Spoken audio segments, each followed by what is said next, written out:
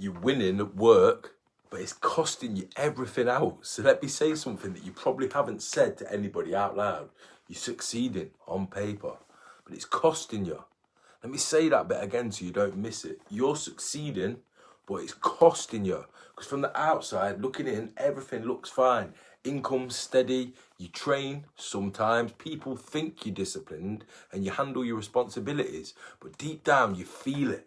That low level of frustration, that background tension, that quiet thought in your head that says to you, I should be further than this, because you're not lazy, you're just divided. And that division is slowly eroding you, it's breaking you down because you're the strong one in one area. Normally that's work with the men that I work with, because you show up, you execute and you deliver. But when that work ends, you just drift. Tuesday evening, nothing dramatic even happened. You said you'd train, but you didn't. You said you'd clear your inbox properly, but then you ignored that email that would actually make you some money or move the needle forward in a meaningful way. You said you were going to stop scrolling tonight at 9 p.m. It gets to 10:42, and that moment right there, that's where your identity starts to break down. Not in massive failures, but in micro betrayals. Because you don't fall apart publicly. You break apart privately, bit by bit, and that fragmentation creates low-level anxiety.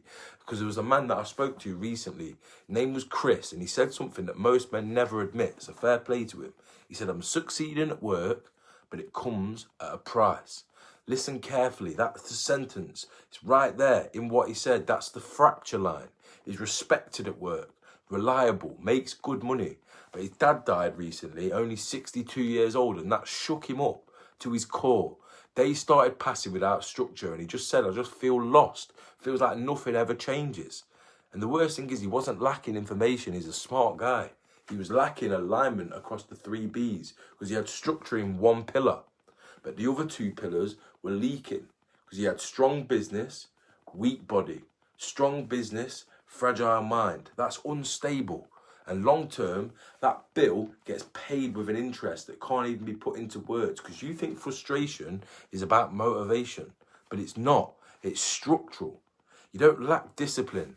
You apply it selectively in certain areas, because at work, you're sharp, but outside of it, you're negotiating.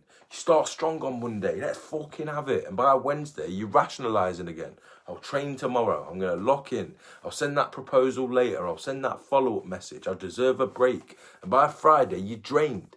And then the weekend just becomes a reset. And then it's that dreaded Monday again. This cycle is not a personality flaw. It's just misalignment across the 3 Bs. Body, being, and business. Because when one's strong, the others are drifting, and you feel that tension. You feel it in your bones. That tension then becomes irritability. Then that irritability becomes self-doubt. Because deep down, you know you're capable of more. You should be doing more, being more, having more. And I know that you hate hype. Good. You should. Because you don't need motivation. You need structure. So let me actually show you the real problem and break it down. Leak number 1. Physical drift, inconsistent training, reactive eating, poor sleep, masked by caffeine. Leak number 2, mental fragmentation, because you react instead of respond. Checking your phone before you even check your own thoughts. And you avoid the silence because silence exposes what you're not doing.